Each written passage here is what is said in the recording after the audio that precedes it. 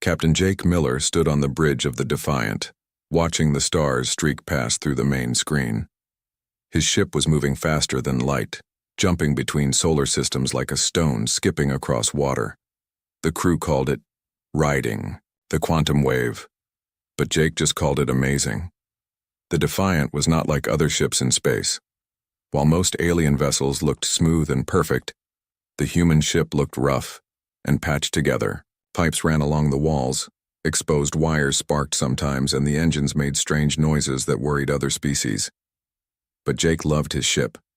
She was tough, smart, and always found a way to keep going. "Captain," called Tom from the navigation station. "We're coming up on the Kepler 442 system. Should we drop out of light speed?" Jake nodded. "Take us out of jump, Tom. Let's see what's waiting for us." The stars stopped moving, and space became still again.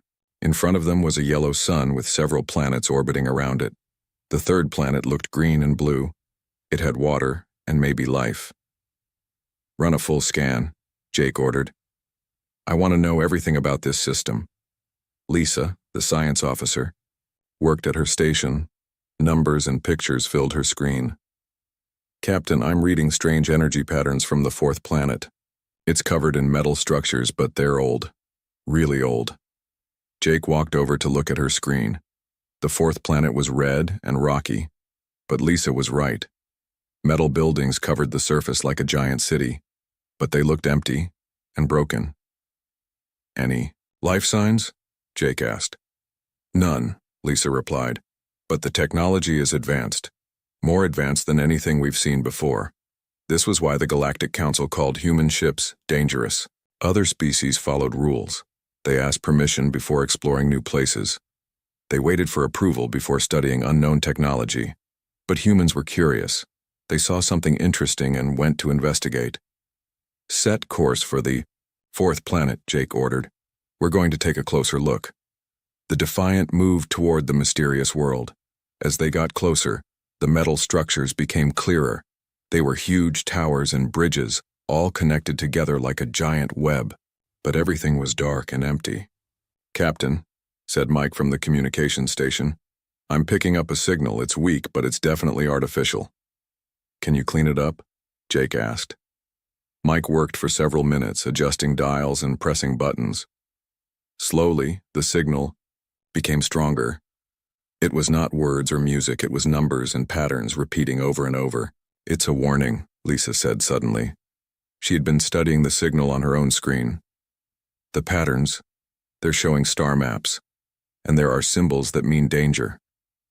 Jake felt a chill run down his back. "Warning about what?" Before Lisa could answer, the ship's alarm began ringing. Red lights flashed on the bridge. "Captain," Tom shouted from his station. "3 ships just appeared on our sensors. They're big and they're moving fast toward us." Jake looked at the main screen. 3 massive ships were approaching. They were sleek and silver with no visible weapons, but they moved with purpose and speed. "Any idea who they are?" Jake asked. "Checking the database now," Mike replied. He worked quickly, comparing the ship designs to known alien species. "Got it. They're Keth Dominion vessels. And Captain, they're not here to say hello." Jake knew about the Keth. They were one of the most powerful species in the galaxy. They controlled hundreds of worlds and had rules for everything. They believed that order and control were the most important things in the universe. "Incoming transmission," Mike announced. "Put it on screen," Jake ordered. The main screen changed to show a tall, thin alien. Its skin was gray and smooth, and its eyes were large and black. When it spoke, its voice was cold and emotionless. "Human vessel, you are in violation of Galactic Council Protocol 447.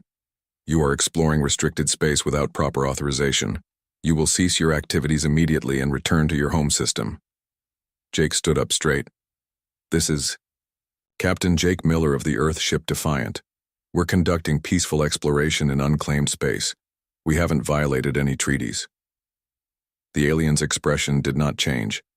"Human activities are unpredictable and dangerous. Your species does not follow proper procedures. You investigate things that should be left alone. You ask questions that should not be asked. Since when is curiosity a crime? Jake replied. Since it threatens the stability of civilized space, the alien answered. You will depart immediately, or we will remove you by force. Jake looked around. His bridge. His crew was ready for whatever came next. Tom had his hand on the weapons controls. Lisa was recording everything for Earth's databases. Mike was monitoring the Keth ships for any signs of aggression. We're not leaving, Jake said, firmly. We have the right to explore free space. The alien was quiet for a moment. Then it spoke again. Human, you do not understand. Your species is young and reckless. You do not see the bigger picture. There are things in this universe that must be controlled. There are secrets that must be kept. Your people threaten that control. What secrets? Jake demanded. What are you so afraid of? The alien cut the transmission. The screen went black. Captain, Tom said urgently. The Keth ships are powering up their weapons. Jake sat back in his captain's chair. This was the moment that would change everything. He could order his ship to retreat, to follow the Keth demands and return to, say, Earth. It would be the safe choice, the smart choice, but that's not what humans did. Lisa, are you still recording the signal from the planet? Jake asked. Yes, Captain. I'm getting everything. Good. Send it all to Earth immediately. Include our location and what the Keth just told us. Transmission sent, Lisa confirmed. Jake turned to Tom. Charge the weapons and raise shields. If they want to fight, we'll give them one. The Defiant was smaller than the Keth ships, but it was fast and tough. Human engineering was different from alien technology. Where other species built ships to be perfect and efficient, humans built ships to survive and adapt. Captain, Mike said, I'm reading energy buildup on all 3 Keth vessels. They're about to fire. Jake gripped his chair arms. Tom, evasive maneuvers. Lisa, keep scanning that planet. Whatever secret they're protecting down there, we're going to find out what it is. The first Keth ship fired. A beam of bright blue. Energy shot toward the Defiant. Tom spun the ship hard to the left and the beam missed by a few hundred meters. Return fire, Jake ordered. The Defiant's weapons lit up space with red plasma bolts. They struck the lead Keth ship, causing its shields to flicker and spark. Direct hit, Tom reported. Their shields are down to 60%. But the other 2 Keth ships were firing now. The Defiant shook as energy beams hit its hull. Sparks flew from control panels, and the lights flickered. Shields down to 40%, Mike called out. Jake knew they couldn't win this fight, with firepower alone. The Keth had bigger ships and more weapons, but humans had something the Keth didn't understand. They were unpredictable. Lisa, what's the status on that planet signal? Still recording, Captain, but I'm getting something else now. The energy patterns are changing. It's like the planet is responding to our presence. Or to the battle, Jake realized.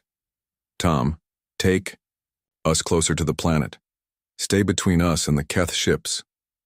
That's dangerous, Captain. If we get too close to those structures, do it, Jake ordered.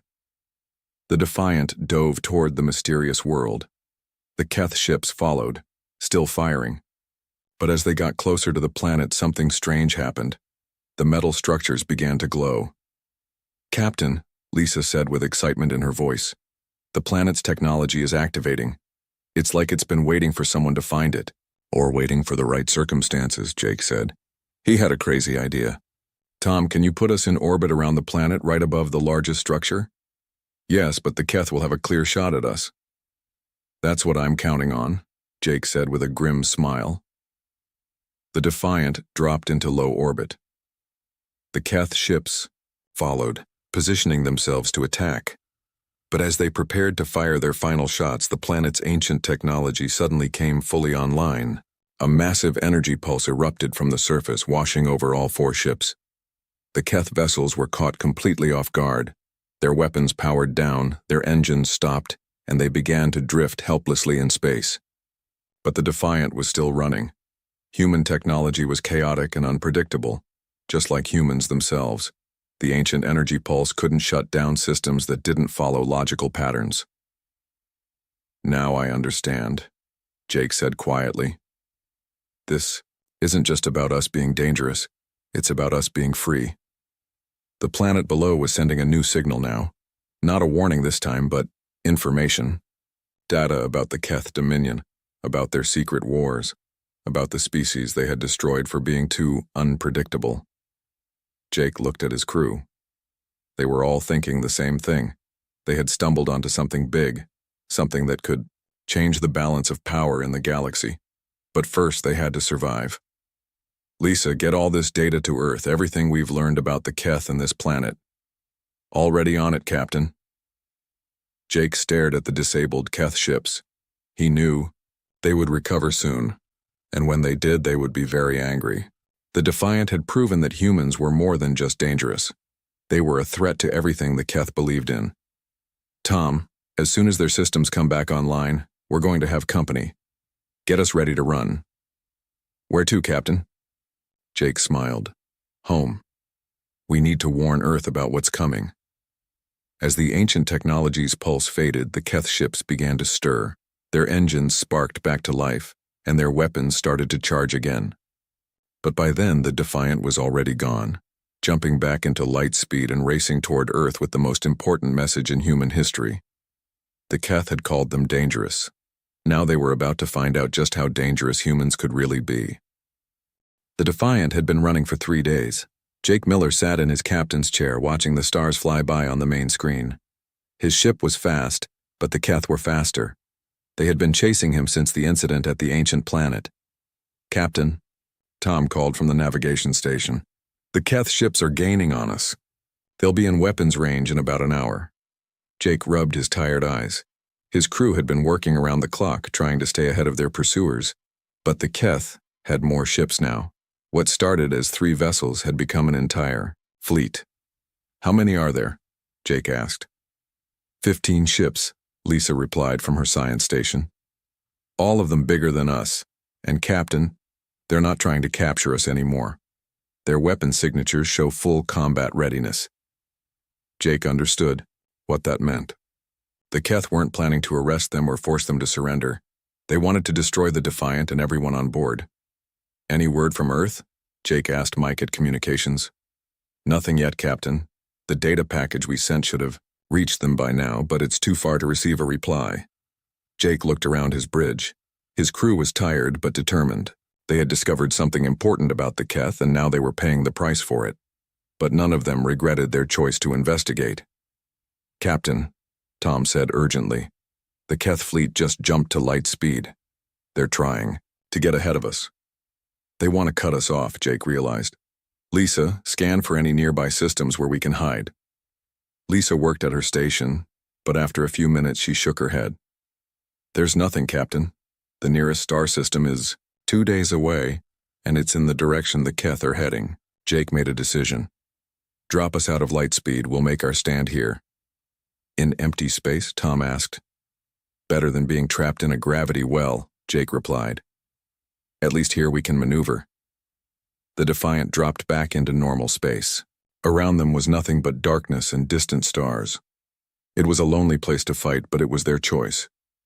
Within minutes, the Keth fleet appeared. 15 massive ships arranged themselves in a perfect attack formation. They were beautiful in their own way, sleek, silver, and deadly. The lead ship opened communications. The same gray alien from before appeared on screen, but this time his expression was different. Before he had seemed cold and official. Now, he looked angry. Captain Miller, the alien said, you have seen things that were not meant for your species. You have data that threatens the stability of the galaxy. This ends now. We're explorers, Jake replied. We were just investigating an abandoned planet. We didn't hurt anyone. You hurt the natural order, the alien said. Your species does not understand the responsibilities that come with knowledge. You are chaos given form. You cannot be allowed to spread your influence. What are you so afraid of? Jake demanded. What did we find on that planet that scares you so much? The alien was quiet for a moment. Then he spoke in a voice filled with certainty. Evidence of our mistakes. Proof that we are not as perfect as we claim to be. Your species would use this knowledge to challenge our authority. Maybe your authority needs to be challenged. Jake said. The alien cut the transmission. A moment later, all 15 Keth ships opened fire. The space around the Defiant lit up with deadly energy. Blue beams and plasma bolts filled the darkness. Jake's ship spun and twisted, trying to avoid the barrage. "Shields down to 70%, Mike shouted over the noise of alarms. "Return fire," Jake ordered. "Target their lead ship." The Defiant's weapons blazed, sending red plasma bolts at the Keth formation.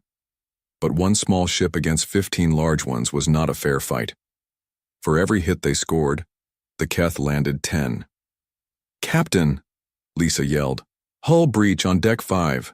Emergency bulkheads are sealing, but we're losing atmosphere." Jake felt his ship shudder under the constant bombardment. The Keth weren't just trying to destroy them quickly. They were taking their time, systematically targeting each system. "They're not just attacking us," Jake realized.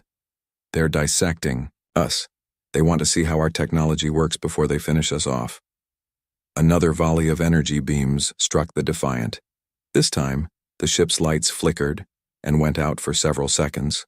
When they came back on, half the control panels were sparking. "Shields down to 30%, Mike reported.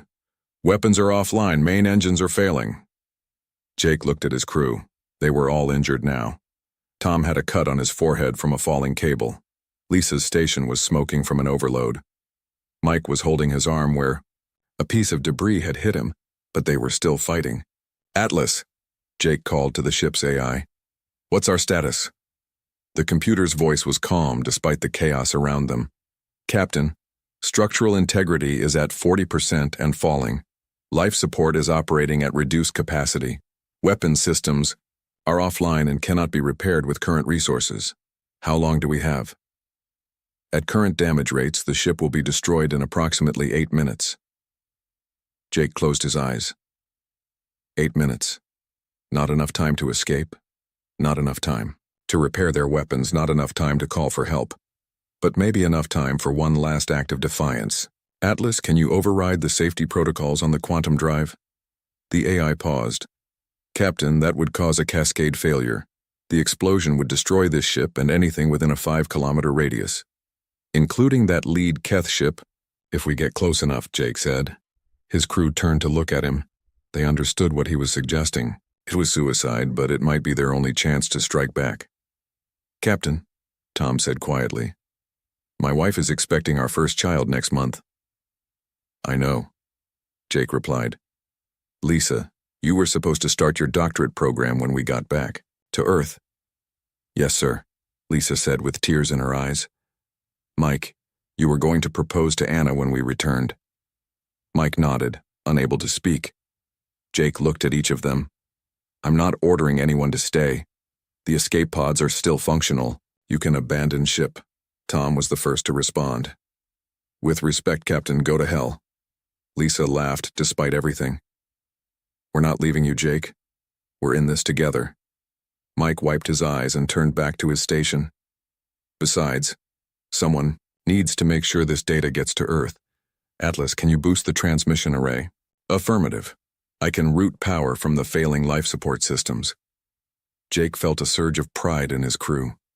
This was what made humans dangerous, not their weapons or their technology, but their willingness to sacrifice everything for what they believed in. "Tom, set course for the lead Keth ship. Full impulse." "Aye, Captain. It's been an honor serving with you."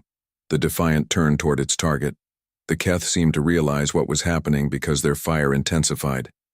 Energy beams tore through the ship's hull, starting fires in multiple sections. "Hull breach on deck 3, Lisa reported. "Fire spreading through the forward compartments." "Abandon the forward sections," Jake ordered. "Seal all bulkheads." The ship was burning now. Jake could smell smoke on the bridge. The Keth were literally setting his ship on fire, just as they had planned all along. 2 kilometers to target, Tom announced. "Atlas, prepare for quantum drive overload," Jake commanded. "Captain," the AI said, "I want you to know that serving with this crew has been an honor. I will ensure the data reaches Earth." "Thank you, Atlas. Send the message." The AI's transmission was powerful, boosted by energy from the dying ship. It shot out into space, carrying everything they had learned about the Keth and their secret war against unpredictable species. 1 kilometer to target, Tom said. The lead Keth ship was trying to move away, but it was too late. The Defiant was coming too fast, driven by the last of its failing engines.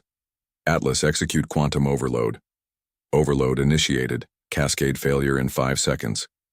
Jake looked at his crew one more time. Tell me something good. Lisa smiled through her tears. The data transmission reached Earth. They know everything now.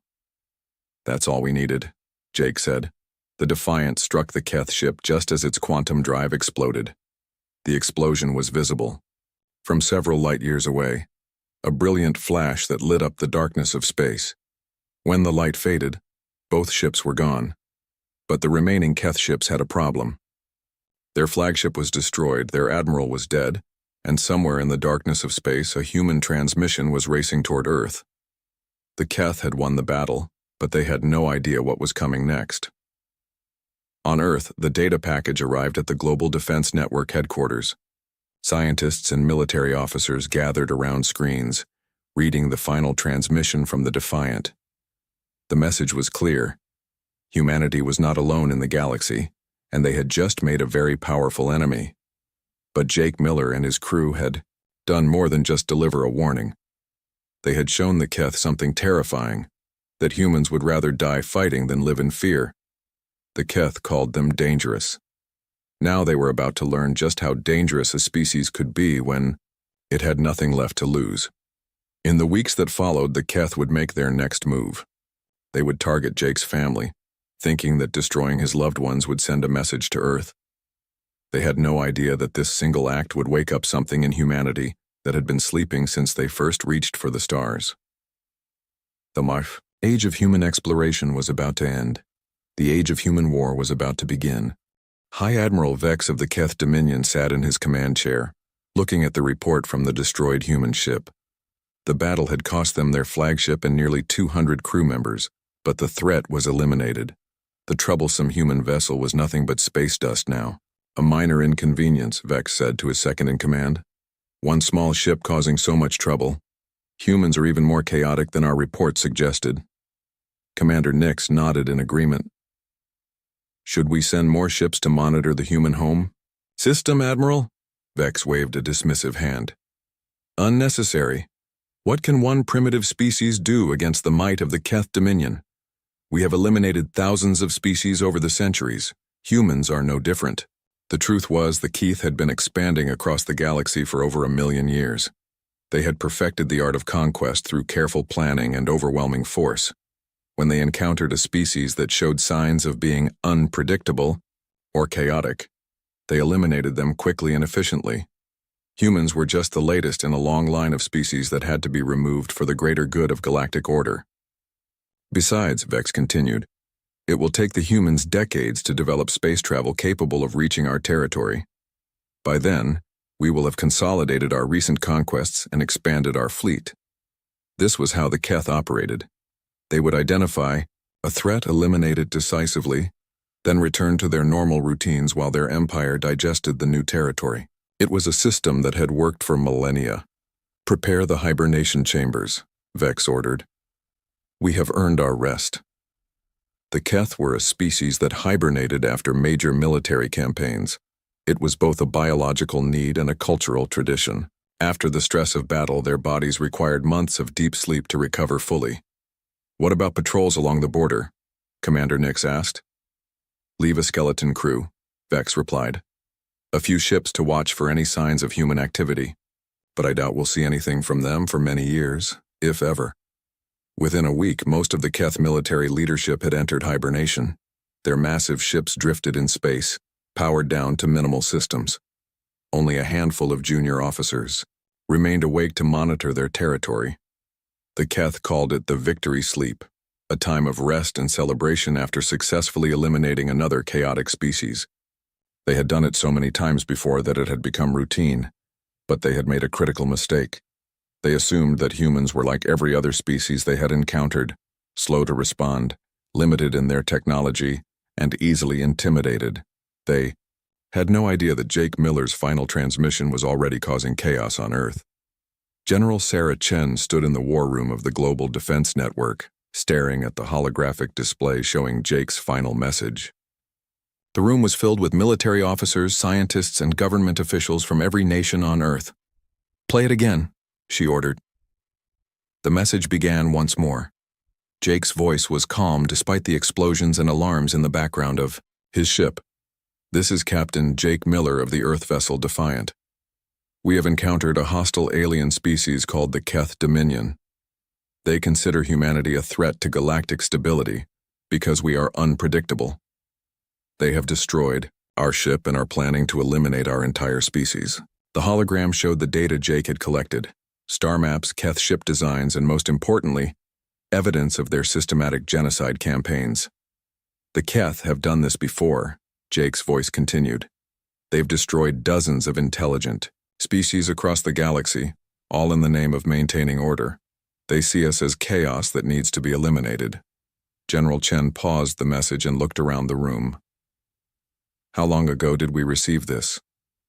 18 hours, replied Dr. Martinez, the head of the space program. "Our long-range scanners have detected no immediate threats, but that doesn't mean much. According to this data, the Keth have technology far beyond ours." "What about Captain Miller's family?" asked Admiral Brooks. "Have they been notified?" "His wife Emma and their twin children are living on Haven Colony," General Chen replied. "We've sent a message, but it'll take time to reach them. The colony is 3 weeks away by our fastest ships."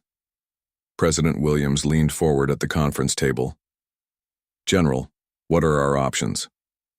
Chen brought up a new display showing Earth's military capabilities. "Honestly, Mr. President, we're not prepared for this kind of threat. Our space fleet consists of 12 exploration vessels and 6 military patrol ships. The Keth, according to this data, have thousands of ships." "So we surrender?" asked Senator Lopez. "Like hell we do," Admiral Brooks replied firmly. "Captain Miller died getting us this information. We're not going to waste his sacrifice." Dr. Martinez stood up and walked to the display. "Actually, we might have more advantages than we think. Look at this data carefully. The Keth technology is advanced, but it's also predictable. Their ships all follow the same basic design patterns. Their weapons all use similar energy signatures." "What's your point?" General Chen asked. "My point is that they're used to fighting species that think like they do. Logical, orderly, predictable. But humans don't think that way. We're chaotic, creative, and we adapt quickly." President Williams nodded. "What do you need?" "Time," Dr. Martinez replied. "And resources. If we can reverse engineer some of their technology from Captain Miller's scans, we might be able to develop countermeasures." "How much time?" Admiral Brooks asked. 6 months minimum. A year would be better." General Chen looked at the star maps, showing Keth territory. "According to this data, their nearest major base is 8 months away at maximum speed. If they decide to attack Earth directly, we'll have warning." "What if they don't attack directly?" Senator Lopez asked. "What if they target our colonies first?" The room fell silent. Earth had 17 colony worlds, scattered across nearby star systems. Most of them had small populations and minimal defenses. "We need to warn them all," President Williams decided, "and we need to start building a real space fleet." Over the next few days, Earth transformed. What had been a peaceful planet focused on exploration and scientific advancement became a world preparing for war. Factories that had been building civilian spacecraft were converted to military production. Scientists who had been studying distant stars began developing new weapons. The change wasn't just technological, it was cultural. Humans had always been explorers, but now they were becoming soldiers.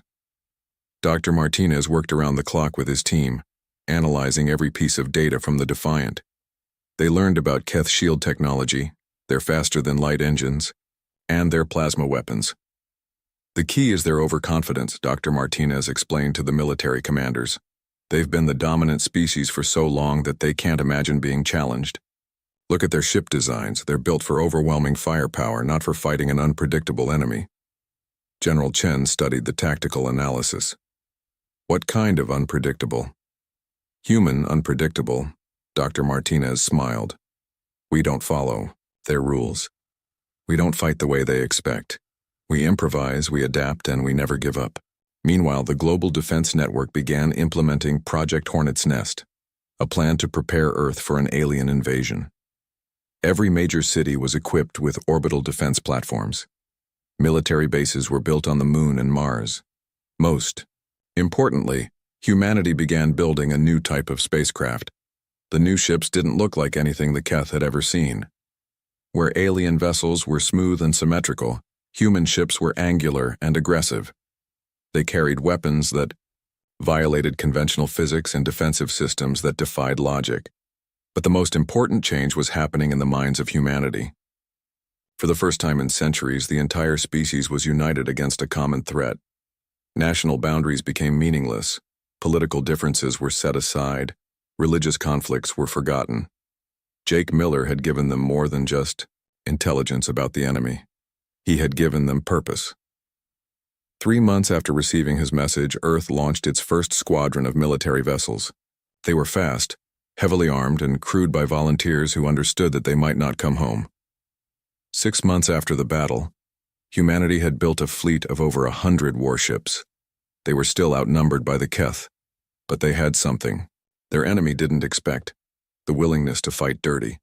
While the Keth slept peacefully in their hibernation chambers, confident that they had eliminated another minor threat, humanity was becoming something the galaxy had never seen before: an entire species motivated by grief, united by purpose, and absolutely determined to make their enemies pay for what they had done. The Keth had called humans dangerous because they were unpredictable. They had no idea just how dangerous humans could become when they had nothing left to lose. Admiral Vex and his commanders continued their short nap, dreaming of past victories and future conquests. They assumed they had months, maybe years, before humanity could pose any real threat. They were wrong. The hornet's nest was stirring, and when it finally erupted, the Keth were going to discover what happened when you killed a human's family. Emma Miller stood in her garden on Haven Colony, watching her 8-year-old twins play among the flowers. The morning sun felt warm on her face, and she could hear the sounds of the small farming community waking up around her. It had been 7 months since Jake's ship had gone missing. 7 months since the last transmission from the Defiant. The official report said, "Lost in deep space exploration." But Emma knew her husband better than that. Jake would have found a way to send word if he was still alive. "Mom," called out Ben, her son. "Look what Anna found." Emma walked over to where her daughter was kneeling by the vegetable patch. Anna held up a small, colorful bug with delicate wings. "It's beautiful, sweetheart," Emma said, kneeling down beside them. "But we should let it go back to its family." Anna gently released the bug, watching it fly away. "Do you think Dad found bugs like this on other planets?" Emma's heart ached. She had tried to explain to the children that their father might not be coming home, but they still asked about him every day. "I'm sure he did," Emma replied. "Your father loved discovering new things." The peaceful moment was interrupted by a loud rumbling sound from the sky. Emma looked up to see 3 large silver ships descending through the clouds. They were unlike anything she had ever seen, sleek, metallic, and clearly not human in design. "Mom, what are those?" Ben asked, pointing at the ships. Emma felt a cold fear in her stomach. Haven Colony was far from Earth's main shipping routes. They rarely had visitors and never ships like these. "Children, go inside the house. Now," Emma said firmly. "But Mom—" "Now," she repeated, her voice sharp with urgency. The twins ran toward their small farmhouse while Emma watched the alien ships land in the field outside the colony. Other families were coming out of their homes, pointing and talking in confused voices. Mayor Davidson came running up to Emma. "Mrs. Miller, have you ever seen ships like that before?" "No," Emma replied. "But I have a bad feeling about this." A group of tall, gray-skinned aliens emerged from the ships. They moved with purpose, carrying strange weapons that glowed with blue energy. The leader was taller than the others, with large black eyes that seemed to take in everything at once. "Citizens of this human settlement," the alien announced in a cold, mechanical voice, "we are the Keth Dominion.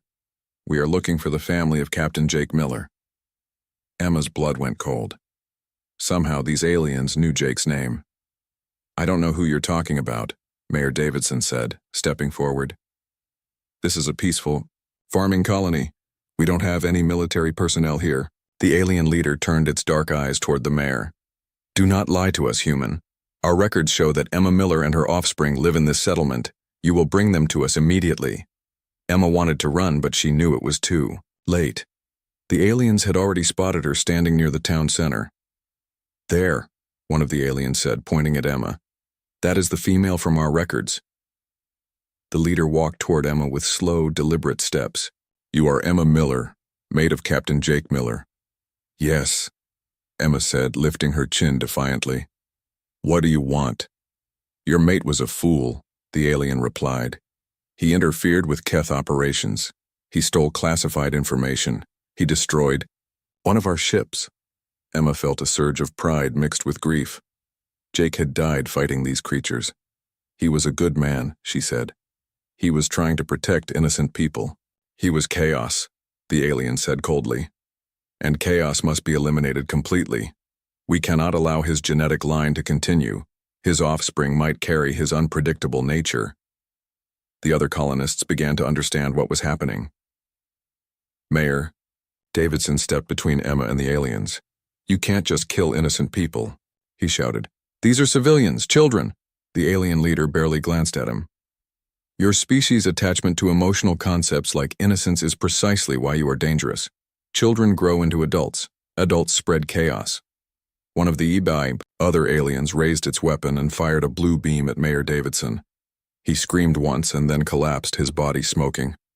The colonists began to panic. Some ran toward their homes, others tried to hide behind buildings, but the Keth had positioned their forces strategically. There was nowhere to run. Bring the offspring, the leader commanded. 2 aliens moved toward Emma's house. She tried to run after them, but another alien grabbed her arm with crushing strength. Ben, Anna, Emma screamed. Hide, run. But it was too late. The aliens dragged her children out of the house. Ben was crying, and Anna was trying to be brave, but Emma could see the terror in her daughter's eyes. Please, Emma begged. They're just children. They haven't done anything wrong. They carry Jake Miller's genetic code, the alien leader said matter-of-factly. That makes them potentially dangerous. The Keth Dominion does not take chances with chaos. Emma struggled against the alien holding her, but its grip was like iron. What do you want from us? Nothing, the leader replied. This is not about obtaining something. This is about sending a message. The alien raised a small device and began speaking into it. Emma realized with horror that it was recording. Citizens of Earth, the alien said to the device. This is what happens to those who oppose the Keth Dominion. Your Captain Jake Miller thought he could defy galactic order. He was wrong. Now his genetic line pays the price. The alien gestured to its soldiers. Begin the demonstration. What happened next would haunt the galaxy for generations. The Keth didn't just kill Emma and her children quickly. They made it slow, methodical, and visible to the recording device. They wanted Earth to see exactly what happened to families of humans who dared to resist. Emma's last thoughts were not of fear or pain, but of pride in her husband and hope that somehow, somewhere, someone would make these monsters pay for what they had done. When the Keth finished with the Miller family, they turned their weapons on the rest of the colony. Over 300 innocent farmers, teachers, and children were killed in what the Keth called a cleansing operation. The entire massacre was recorded and broadcast across Keth space as a warning to other species. The message was clear. This is what happens when you challenge the natural order. But the Keth made a critical error. Their broadcast was designed to be transmitted only within their own territory. But human intelligence networks had been quietly monitoring Keth communications for months. The signal was intercepted by a listening post on Proxima Station. General Chen was in a strategy meeting. When the emergency alert came through, the holographic display in the war room suddenly activated, showing the horrific recording from Haven Colony. The room fell silent as they watched Emma Miller's final moments. Hardened military officers who had seen combat across the galaxy found themselves unable to speak. When the recording ended, the silence stretched for nearly a minute. "How long ago did this happen?" General Chen asked quietly. 6 hours, replied Lieutenant Torres, his voice barely a whisper. "The signal just reached us." Admiral Brooks stood up slowly, his face pale with rage. "Those bastards. They didn't just kill soldiers. They murdered children." "This changes everything," President Williams said over the communication link from Earth. "The Keth aren't just conquerors, they're genocidal monsters." Dr. Martinez was staring at the tactical display showing the location of Haven Colony. "They're not just trying to eliminate military threats, they're trying to wipe out human genetics entirely." General Chen looked around the room at her officers. She saw the same expression on every face, cold, calculating fury. "Gentlemen," she said calmly, "I believe our plans have just changed." "What do you mean?" Admiral Brooks asked. "I mean, we're not just defending ourselves anymore," Chen replied. "We're going to wipe the Keth Dominion off the face of the galaxy." The recording of the Haven Colony massacre was transmitted to every human military base, every colony, and every ship in space. Within hours, it had been seen by every human being in existence. The reaction was immediate and universal. Humans across the galaxy stopped what they were doing and enlisted in the military. Pacifist colonies that had never had armies began building weapons. Scientists abandoned their research to work on military projects. But most importantly, the massacre had awakened something primal in the human species. For the first time in their history, every human being shared the same goal: complete and total revenge. The Keth had wanted to send a message about what happened to chaotic species who opposed them. The message was received. Now, humanity was going to send a message of their own.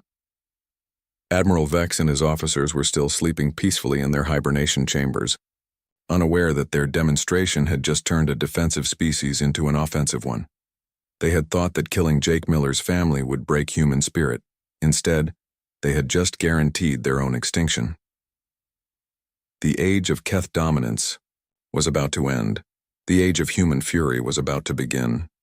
High Admiral Vex woke from his hibernation to the sound of alarms screaming throughout his flagship.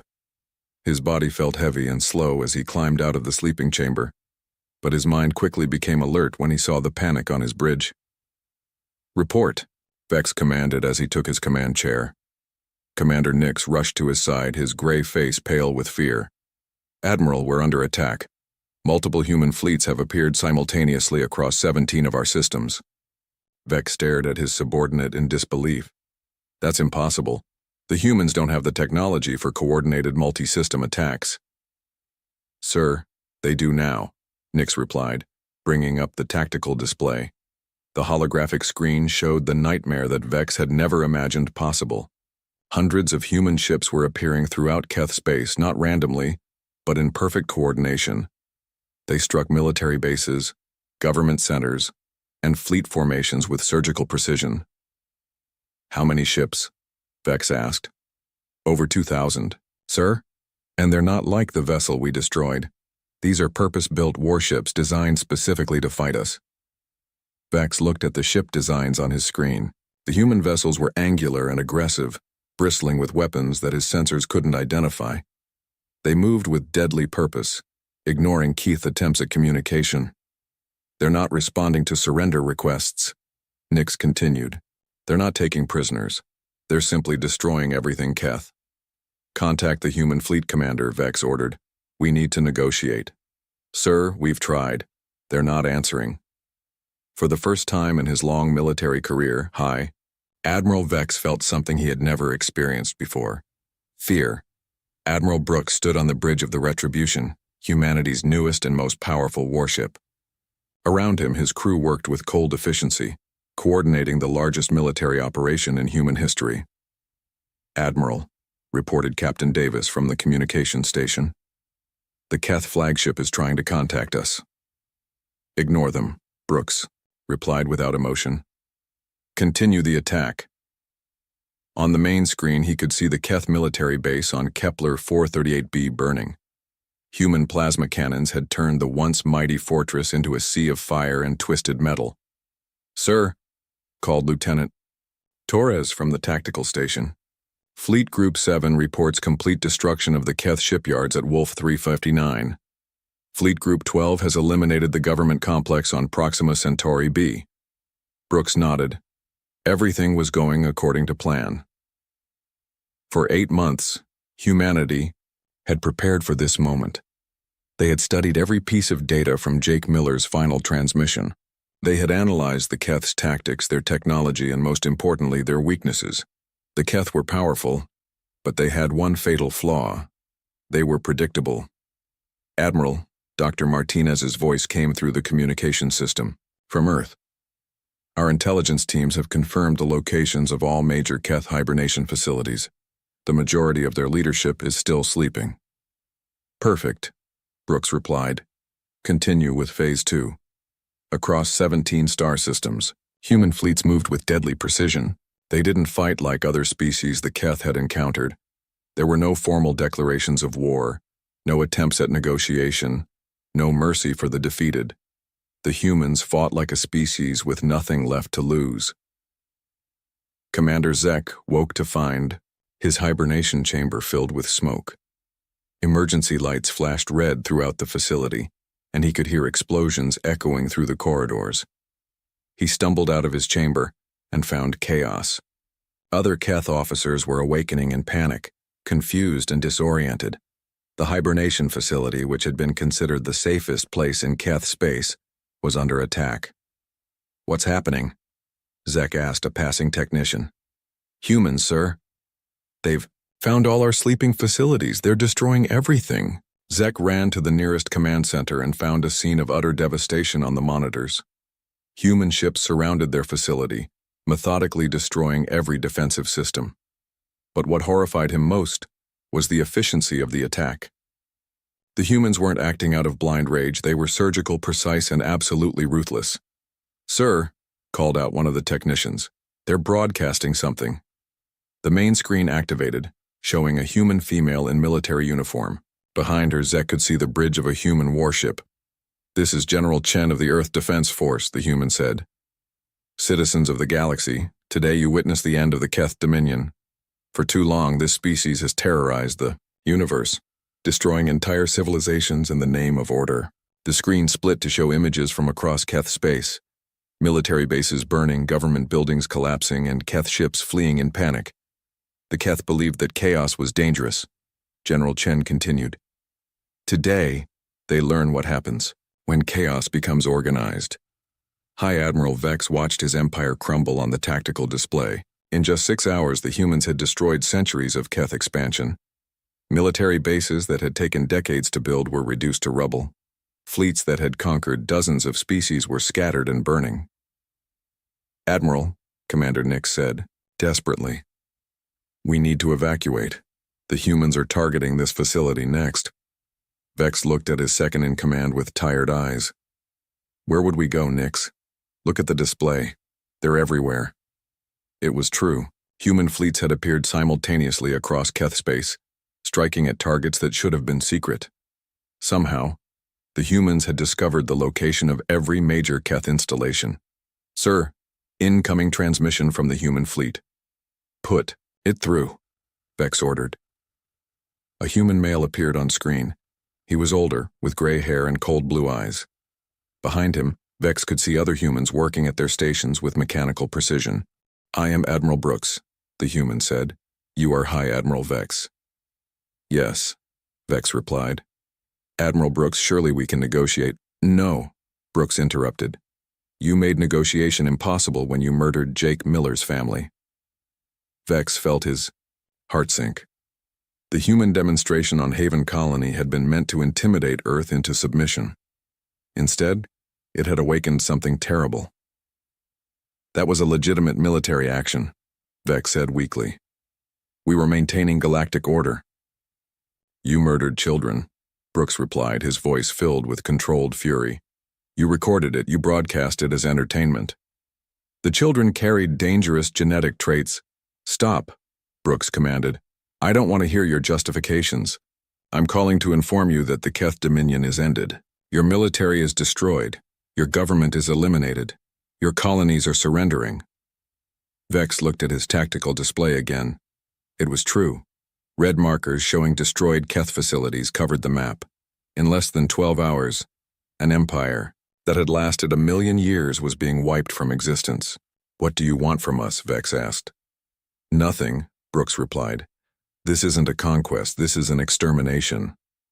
The transmission ended. Captain Lisa Wong stood on the observation deck of the Vengeance, watching the last Keth fortress burn. She had been Jake Miller's science officer on the Defiant, one of the few crew members who had been on shore leave when the ship was destroyed. For 8 months, she had worked with human scientists and engineers, helping them understand Keth technology. For 8 months, she had prepared for this moment. "Captain," her communications officer called out, "we're receiving surrender transmissions from 17 Keth colonies." "Ignore them," Lisa replied. "Continue the bombardment." "Ma'am, they're civilians, families with children." Lisa turned to look at her officer. "Did the Keth consider that when they murdered Emma Miller and her twins?" The communications officer fell silent. Lisa turned back to watch the fortress burn. She thought about Jake, about his wife and children, about all the species the Keth had destroyed over the millennia. "The Keth called us dangerous because we were unpredictable," she said to her crew. Today, they learned the difference between dangerous and deadly. The war, if it could be called that, lasted exactly 43 hours. When it was over, the Keth Dominion no longer existed. Their military was destroyed, their government was eliminated, and their surviving population was scattered across the galaxy as refugees. Humanity had revealed technologies that no one knew they possessed. Weapons that could destroy planets, ships that could travel faster than anything in known space, and most terrifyingly, the ability to coordinate massive military operations across multiple star systems with perfect timing. But the most shocking revelation was not technological, it was psychological. Humans had shown the galaxy what happened when a peaceful species was pushed too far. General Chen stood before the Galactic Council, addressing representatives from hundreds of species. Many of them looked at her with fear, others with respect. "The Keth Dominion proclaimed that chaos was dangerous to galactic stability," she said. "They were wrong. What's dangerous to galactic stability is the systematic murder of innocent families." She activated a holographic display showing the destroyed Keth Empire. "Humanity is returning to our policy of peaceful exploration. We will continue to discover new worlds, make new friends, and push the boundaries of knowledge. But let this be a warning to any species that considers threatening our families." The display changed to show images of human fleets returning to their home systems. "We are explorers and scientists. We are teachers and farmers. We are peaceful by nature," General Chen continued. "But we remember our dead." She looked directly at the assembled alien representatives. Jake Miller died protecting this galaxy from a genocidal empire. Emma Miller and her children died because they carried his name. Today the Keth Dominion died because they forgot that. Sometimes the most dangerous predator is the one that appears harmless. The council chamber was silent. "Humanity returns to exploration," General Chen concluded. "We hope to meet you as friends. We suggest you ensure that we never meet you as enemies." As the human delegation left the council chambers, Ambassador Trawl of the Vegan Confederacy turned to his aide. "Make a note," he said quietly. "Never, under any circumstances, harm a human's family." "Yes, sir," the aide replied. "Should I mark that as a suggestion or a law?" Trawl watched the human ships disappear into hyperspace. "Mark it as a law of nature," he said. Throughout the galaxy, the message was clear. Humanity had proven that they were not just dangerous when they were chaotic. They were absolutely lethal when they were organized. The age of human exploration had begun again. But now, every species in the galaxy knew exactly what happened to those who threatened the explorers' families. Jake Miller and his crew had been avenged. Emma Miller and her children would be remembered. And the Keth Dominion would serve as a permanent reminder of what happened when someone made the mistake of awakening humanity's fury. The communication center aboard the Council starship Unity buzzed with urgent signals. Admiral Vex stood before the main display, his blue skin darker than usual with worry. Reports flooded in from across the Outer Rim territories, each one more disturbing than the last. "Another pirate base destroyed, sir," reported Lieutenant Mora, her forearms working quickly across the control panels. "That makes 7 in the past month." Vex studied the tactical display showing red marks where criminal strongholds had once operated. The pattern made no sense. Someone or something was systematically destroying the most dangerous pirate fleets in the galaxy, but they left no trace of their identity. "Show me the latest footage," Vex commanded. The main screen flickered to life, displaying grainy security footage from a space station that had served as a base for the notorious Bloodclaw pirates. The timestamp showed the attack had happened just 2 days ago.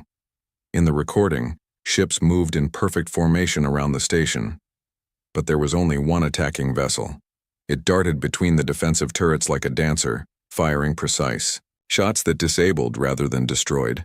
Within minutes, the entire pirate fleet was floating helpless in space. "Enhance Sector 7, Vex ordered. The image zoomed in on the mysterious attacking ship.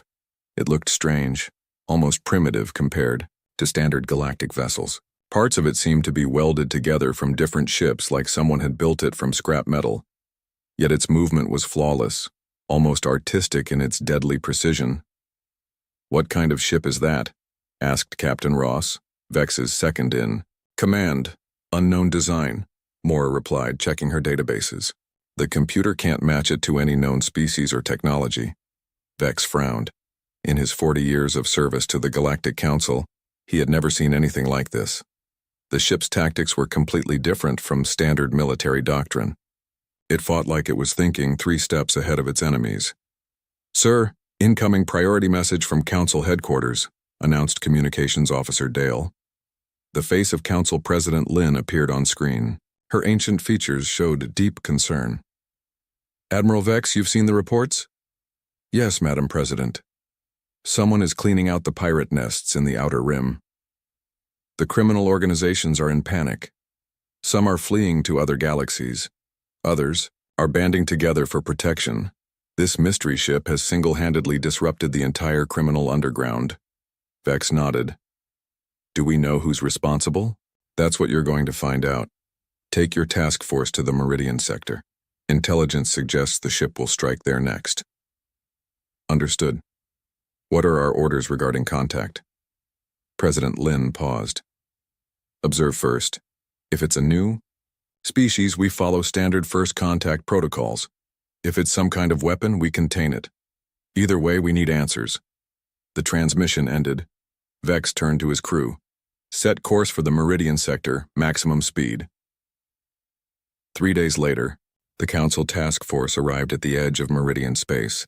What they found there made Vex's blood run cold. The infamous Crimson Fleet, terror of a dozen star systems, was floating in pieces. Hundreds of pirate vessels drifted powerless through space. Some were completely destroyed, but most were simply disabled. Their crews apparently evacuated to emergency pods. "Scan for survivors," Vex ordered. "Reading multiple life pods, sir. Also detecting 1 active ship signature." On screen, the mysterious vessel appeared on their displays. Up close, it looked even more unusual. The ship was roughly the size of a Council destroyer, but its design was completely alien. Different sections seemed to come from various ship types, all welded together in a way that should have been impossible to fly. "It's moving toward us," reported Tactical Officer Ben. "Raise shields. Open a communication channel." The response came immediately. A voice spoke in basic galactic common, but the accent was strange. "Council ships, this is the vessel Reckoning. You are entering a cleanup zone. Please maintain distance while I finish processing the survivors." Vex and his officers exchanged glances. The voice was calm, professional, but there was something unsettling about it. It spoke like destroying an entire pirate fleet was routine work. "Unknown vessel, this is Admiral Vex of the Galactic Council. Identify yourself and your species." A pause. Then, "Name's Jake. As for species, I think you folks met some of my people about 30 years back. Didn't go too well if I remember. The story's right?" The bridge fell silent. 30 years ago, the Council had made brief contact with a primitive species called humans from a small planet called Earth. The meeting had been short. The humans seemed too aggressive and unpredictable for standard diplomatic relations. The Council had marked their world as observe but do not contact and moved on. "You're human?" Vex asked, unable to hide his surprise. "That's right. And before you ask, no, I'm not representing my government or anything official. This is personal business." Captain Ross stepped forward. "Admiral, humans were classified as a pre-space civilization. How is one of them out here with technology like this?" Jake's voice came through the speakers again. "Look, Admiral, I can explain later if you want. Right now, I've got about 200 former slaves to evacuate from those pirate ships and another dozen worlds to check on. The Crimson Fleet liked to take hostages.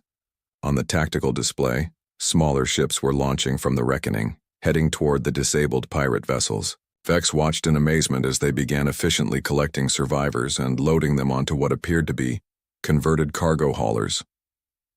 "How long have you been operating out here?" Vex asked. 6 months, give or take. Started after they hit my colony ship." The simple statement carried weight that made Vex uncomfortable.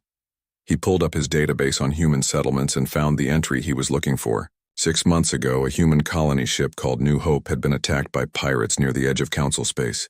All hands were reported lost. "The New Hope," Vex said quietly. "That's right. 3,000 people, including my wife and daughter. The Crimson Fleet sold some as slaves, spaced the rest." Jake's voice remained steady, but there was something cold beneath it. "I've been tracking down everyone responsible ever since." Lieutenant Mora ran a quick scan of the debris field. "Sir, these aren't random attacks. Every ship he's disabled was directly involved in the New Hope incident. He's been hunting them specifically." Vex studied the tactical display more carefully. The destroyed ships were arranged in a pattern that told a story. Jake hadn't just won a battle. He had executed a carefully planned campaign of revenge. "Jake, how did you acquire your ship and weapons?" "Built most of it myself from salvage. Turns out pirates aren't very careful about securing their supply depots. I've been upgrading as I go." The implications hit Vex like a physical blow. This human had spent 6 months building a warship from scrap metal and using it to systematically destroy some of the most dangerous criminals in the galaxy. He had done it alone, with no backup, no support, no official authority. "Admiral," Captain Ross whispered, "if one human can do this, what could their entire species accomplish?" Before Vex could answer, alarms began sounding across the bridge. "Multiple ships incoming," reported Ben. "It's a Council patrol squadron." On the display, 5 Council military vessels dropped out of hyperspace. Their weapons were already charging. "This is Captain Stone of the patrol ship Guardian. We have reports of an unknown hostile vessel in this area. All ships prepare for inspection." Vex quickly opened a channel. "Captain Stone, this is Admiral Vex. Stand down your weapons. We are conducting a diplomatic contact." "Admiral, we weren't informed of your presence. What's the situation?" Before Vex could respond, Jake's voice cut through the communications. "Council ships, you need to move away from the debris field. Some of those pirate ships still have active weapon systems." Captain Stone's voice turned aggressive. "Unknown vessel, you will surrender for inspection immediately. You are suspected of multiple acts of piracy and destruction of Council-protected shipping." "Protected shipping?" Jake's voice carried a note of dangerous amusement. "Admiral, you might want to check your records on what the Crimson Fleet was doing in Council space." Vex quickly accessed the files. What he found made his stomach turn. The Crimson Fleet had been paying protection money to corrupt Council officials for years. On paper, they were listed as legitimate salvage operators. "Captain Stone," Vex began, but it was too late. The patrol squadron had opened fire on the Reckoning. What happened next would be talked about in Council military academies for decades. Jake's ship moved like nothing Vex had ever seen. It twisted through the incoming fire, its mismatched hull somehow absorbing hits that should have crippled it. Return fire came in precise bursts that systematically disabled the patrol ships without destroying them.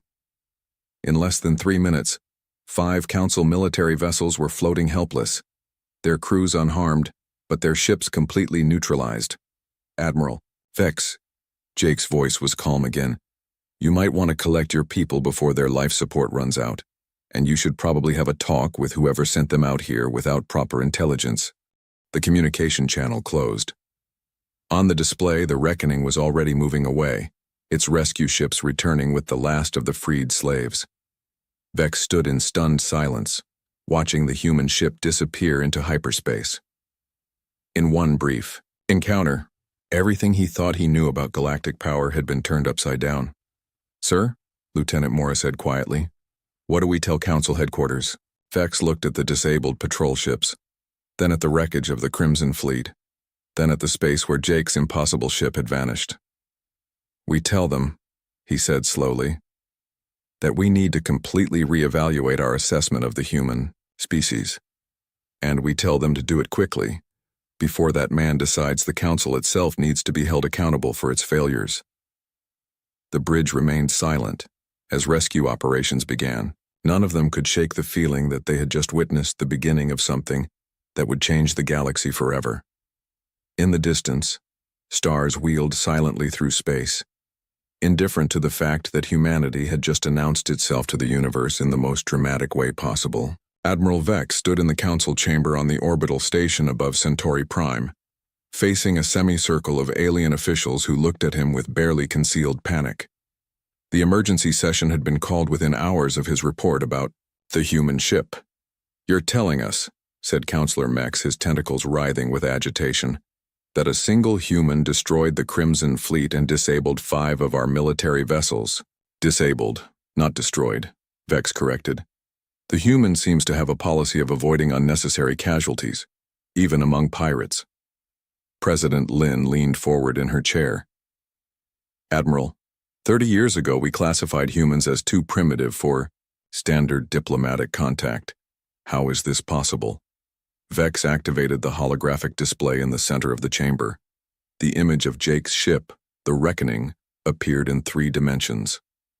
This vessel appears to be constructed from salvaged parts of at least a dozen different ship types. Somehow the human has made them work together as a single, highly effective fighting unit. Impossible, snorted General Cax, the Council's military commander. Different species use completely different technologies. You can't just weld alien ship parts together and expect them to function. Yet this human has done exactly that, Vex replied.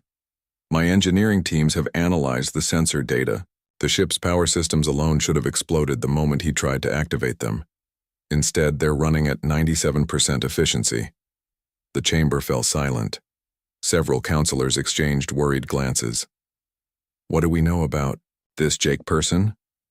Asked Counselor Yell, her crystalline body flickering with nervous energy. Vex pulled up another display. Very little. He claims to be from the human colony ship New Hope, which was destroyed by pirates 6 months ago. According to our records, there were no survivors. Clearly our records were wrong, President Lin said dryly. What else? He's been systematically hunting down everyone responsible for the attack on his ship. Our intelligence suggests he's eliminated or captured approximately 200 known criminals across 8 star systems. General Cax scoffed. One being? Against organized pirate fleets, your intelligence must be flawed. Before Vex could respond, Lieutenant Mora burst into the chamber. Admiral, urgent news from the Outer Rim. The Black Star Syndicate has just issued a galaxy-wide warning about the human ship. She activated her portable display. A holographic message appeared, showing a scarred alien face that most of the Council recognized as crime boss Rix the Terrible. To all independent operators, Rix's recorded voice echoed through the chamber. Be warned, there is a human ship hunting in the outer systems. It appears without warning, strikes without mercy, and leaves no survivors among those who resist. We have lost contact with 7 major operations. The human calls himself Jake, and he pilots a ship called the Reckoning. All crews are advised to avoid engagement and retreat immediately if encountered. The recording ended. The Council chamber remained silent for a long moment. Fascinating, murmured Counselor Zal, the Council's chief scientist. The criminals are more afraid of this human than they are of our entire military. General Cax stood, abruptly. This is unacceptable. One primitive alien cannot be allowed to destabilize an entire sector. I request permission to dispatch a full battle group to capture or destroy this threat. General, President Lin said carefully, this human has already demonstrated he can disable our ships without destroying them. What makes you think a larger force would be more successful? Numbers, Madam President, and proper tactics. My patrol squadron was caught off guard. A prepared battle group would not make the same mistakes. Vex shook his head. General, I watched the engagement. The human wasn't lucky. He was tactically superior. His ship moved in ways that shouldn't be possible, and his weapon placement was perfect. He fought like he knew exactly what our ships would do before we did it. 3 days later, the Council Battle Group Hammer dropped out of hyperspace in the Kepler system, where intelligence suggested Jake's ship had been spotted. General Cax commanded the operation personally from the flagship Dominator. The system seemed empty at first. Long-range sensors detected only the usual debris from old mining operations and a few automated cargo haulers. Scan for unusual energy. Signatures. Cax ordered his tactical officer. Nothing, sir. If there's a ship here, it's running completely silent. Cax studied the display. He had brought 12 ships, including 2 heavy cruisers. More than enough firepower to deal with one converted pirate vessel. Sir, called out Communications Officer Tell, we're receiving a transmission on standard frequencies. Put it through. Jake's voice filled the bridge. Council ships, you're in the middle of a rescue operation. I've got about 50 former slaves down on the 3rd planet who need medical attention.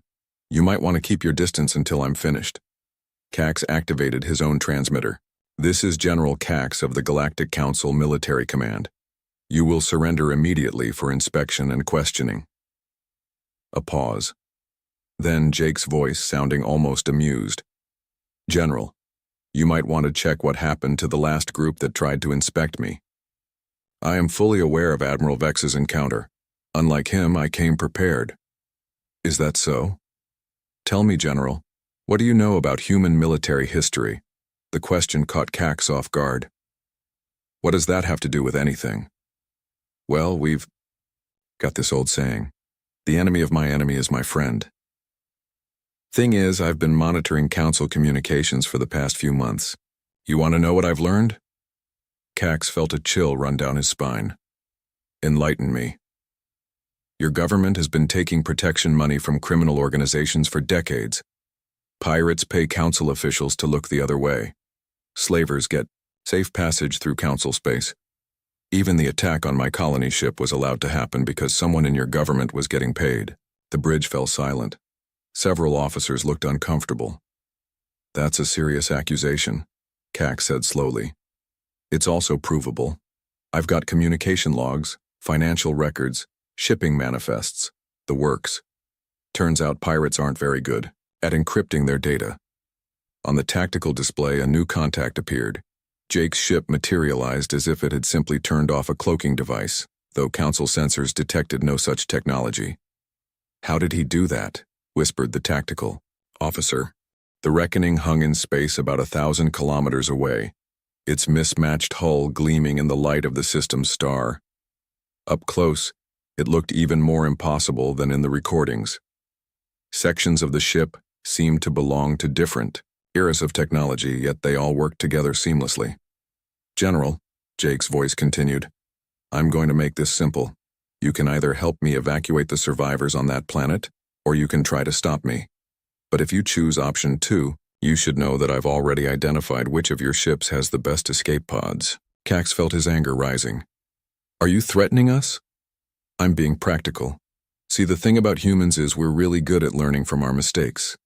6 months ago, I couldn't tell a plasma cannon from a coffee maker. Now I can build weapons that your engineers would call impossible. To prove his point, the Reckoning fired a single shot into empty space. The beam of energy twisted and curved through space like a living thing, before striking a piece of debris several thousand kilometers away. The debris simply vanished. Impossible, breathed the tactical officer. Energy weapons don't curve in space. General, Jake continued, I'm not your enemy. The real enemies are the ones who've been selling your people's safety to criminals. For profit. But if you insist on protecting them, then we're going to have a problem. Cax looked at his tactical display. 12 ships against 1. He had superior numbers, better technology, trained crews. But something about Jake's calm confidence made him hesitate. "Sir," whispered his second in command. "Perhaps we should consider his offer of cooperation." "Never," Cax snarled. "All ships open fire." What followed became known in Council military circles as the Battle of Kepler. It lasted exactly 7 minutes and 12 seconds. Jake's ship moved through the attacking formations like water flowing around rocks. Every shot fired at the Reckoning seemed to miss by inches, while Jake's return fire was devastatingly accurate. One by one, Council ships found their weapons disabled, their engines shut down, their life support systems operating on backup power. The Reckoning danced between the larger vessels, its impossible weapons reaching out to cripple but not destroy. When it was over, 11 Council ships floated helpless in space, their crews unharmed but their pride thoroughly shattered. Only General Cax's flagship remained operational, and that was clearly by Jake's choice. "General," Jake's voice was still calm, "your people need help. I'm sending over repair coordinates for your ships. Also, there's a medical team standing by to assist with the survivors on the planet." "This is impossible," Cax said, staring at his tactical display. "How did you do this?" "Practice," Jake replied simply. "Lots and lots of practice. The pirates who killed my family gave me plenty of opportunities to learn."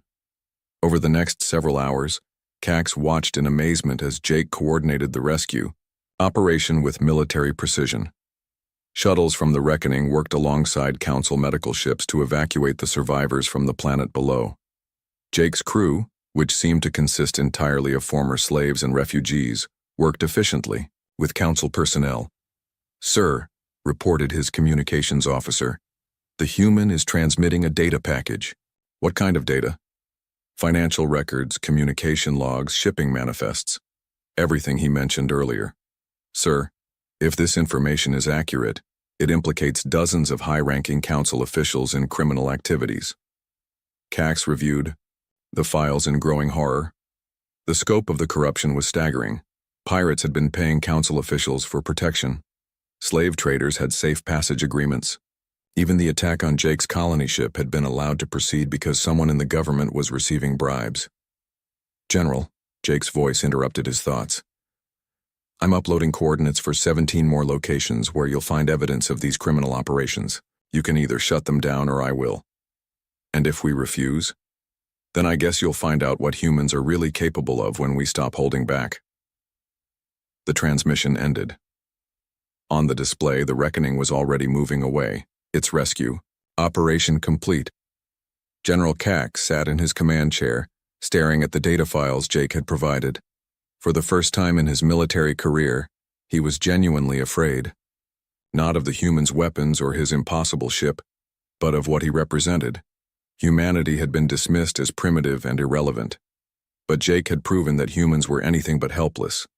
In 6 months, one man had built a warship from scrap metal and used it to systematically dismantle criminal organizations that had terrorized the galaxy for decades. If one human could do that, what could their entire species accomplish? As the Reckoning disappeared into hyperspace, Cax realized that first contact with humanity was happening all over again. And this time, the humans weren't the primitive species asking for help. They were the ones everyone else needed to worry about. The underground cantina on Nexus Station had never been so quiet. Pirates, smugglers, and criminals of every species sat hunched over their drinks, speaking in whispers. The usual boasting and loud arguments had been replaced by nervous glances and hushed conversations about the same topic that haunted every outlaw in the galaxy: the human ship. Crime boss Reich sat in his private booth, his massive frame filling the reinforced chair. His 6 arms drummed nervously on the table as he listened to reports from his lieutenants. Each report was worse than the last. "The Iron Fang gang is gone," reported his spy master Vale. "Found their base completely empty. No bodies, no wreckage, just empty ships floating in space." "What about their crew?" Reich asked. "Prisoner transport logs show they were all delivered to Council justice stations." alive but talking. The human doesn't kill unless he has to, but he makes sure everyone gets arrested. Reich's main lieutenant, a scarred alien named Bolt, leaned forward. Boss, we've lost contact with 12 operations in the past month. The human is moving faster now. He's not just hunting the ones who hit his colony ship anymore. What do you mean? He's going after anyone connected to the slave trade. Anyone who deals in sentient beings. My sources say he's got a list of targets that includes half the major crime families in the sector. Reich stood and walked to the viewing port. Outside, Nexus Station buzzed with normal activity, but he knew that beneath the surface the criminal underworld was in chaos. Operations were shutting down. Criminals were fleeing to other galaxies. Some were even turning themselves in, to counsel authorities rather than face the human. Tell me about his ship again, Reich said. Vale consulted his datapad. The Reckoning. Built from salvage parts, but somehow more advanced than anything we've seen. It appears and disappears without warning. No one has ever managed to track it successfully. And the human himself? Jake. No last name that we know of. Lost his family when pirates hit the colony ship New Hope. Been hunting ever since. The strange thing is he's not just some revenge-crazed survivor. He fights like a trained military commander. Bolt nodded. The tactical analysis from our surviving crews all say the same thing. He thinks several moves ahead. He knows what we're going to do before we do it. Reich turned back to his lieutenants. Then we change the game. Get me a meeting with the Keth mercenaries. If this human wants a fight, we'll give him one he can't win. 3 days later, Jake sat in the captain's chair of the Reckoning, studying the holographic display in front of him. His ship's computer had identified the next target, a slave processing facility hidden in an asteroid belt. According to his intelligence, over 1,000 sentient beings were being held there, waiting to be sold to the highest bidder. Jake called out his first officer, Lisa, a former slave he had rescued from a pirate vessel. We're getting multiple energy signatures near the target. Looks like they're expecting us. Jake studied the tactical display. 12 ships had positioned themselves around the asteroid facility. Their design was unfamiliar, but the energy readings suggested advanced military technology. Keth mercenaries, he said quietly. Someone's hired professional help. Lisa, who had once been a council military engineer before being captured by slavers, examined the sensor data. These aren't like the pirate ships we usually face. Keth, technology is designed specifically for ship-to-ship combat. Jake nodded. The Keth were known throughout the galaxy as the finest mercenary warriors money could buy. They had never been defeated in open combat, and their ships were armed with weapons that could punch through the heaviest armor. Sir, called out Tom, his communications officer, we're being hailed. Put it through. The voice that came through the speakers was mechanical, translated by a universal device. Human vessel, I am War Leader Thax of the Keth Sword Company. You will withdraw from this system immediately. Jake activated his own transmitter. War Leader, I'm here for the slaves in that facility. Once they're free, I'll leave. That is not acceptable. We have been contracted to stop you. Leave now or be destroyed. I've got a counteroffer, Jake replied. Check your contract. I'm betting it doesn't cover fighting someone who's already beaten Council military forces. Pause. Then Thax's voice returned, sounding less certain. Our contract is with Crime Lord Reich. We are honor-bound to fulfill it. Honor-bound to protect slavers? Another pause, longer this time. Jake used the silence to study the Keth formation. They had positioned their ships to create overlapping fields of fire, making it impossible for a conventional attack to succeed. But Jake had stopped using conventional tactics months ago. Human, Thax's voice returned. We have reviewed your combat records. You fight with skill, but the Keth have never been defeated. There's a first time for everything, Jake replied. What happened next would be studied in military academies across the galaxy for generations. Jake didn't attack the Keth ships directly. Instead, he flew the Reckoning straight into the asteroid field, using the space rocks as cover and improvised weapons. The Keth followed, their superior ships easily matching his speed and maneuverability. But Jake wasn't trying to outrun them. He was leading them into a trap. As the Keth ships pursued him through the asteroid field, Jake used his ship's improvised tractor beams to grab chunks of space rock and hurl them at his pursuers. The asteroids weren't dangerous by themselves, but they forced the Keth to break formation. That's when Jake struck. The Reckoning spun around and fired a spread of missiles that weren't aimed at the Keth ships, but at the asteroids around them. The explosions created a cloud of debris that blinded the Keth sensors, allowing Jake to attack from unexpected angles. The battle lasted 20 minutes. When it was over, 8 Keth ships were disabled, their crews alive but defeated. 3 others had retreated, and war leader Thax's flagship was damaged but still operational. Impossible, Thax's voice came through the communications. No one has ever defeated the Keth in open combat. I didn't defeat you in open combat, Jake replied. I changed the rules of the game. While the Keth ships limped away, Jake turned his attention to the slave facility. The asteroid had been hollowed out and converted into a massive prison complex. Using shaped charges, he blasted open the main airlocks and sent in his rescue teams. What they found inside made Jake's blood run cold. The facility wasn't just holding slaves for sale. It was a processing center where sentient beings were being modified, their memories erased, their personalities destroyed to make them more compliant. Jake, Lisa's voice was tight with anger. You need to see this. She led him through the facility to a control room filled with data terminals. The screens showed records of thousands of sentient beings who had been processed through the facility over the years. Many were children, taken from their families and sold to wealthy buyers across the galaxy. How many? Jake asked. Over 3,000 in the past year alone. And Jake, look at this. She pointed to a specific entry on the screen. Some of these people came from the New Hope, your colony ship. Jake stared at the records. Men, women, and children from his own community had been brought here, their minds wiped, their identities destroyed, people he had known, friends he had grown up with reduced to property. For the first time since beginning his hunt, Jake felt something more than cold anger. He felt rage. Sir? Tom's voice came through his communicator. We're getting reports from across the sector. Word about the battle is spreading. Some criminal organizations are surrendering to council authorities rather than face us. Jake looked at the facility around him, at the evidence of systematic cruelty and exploitation. His personal mission of revenge was growing into something larger.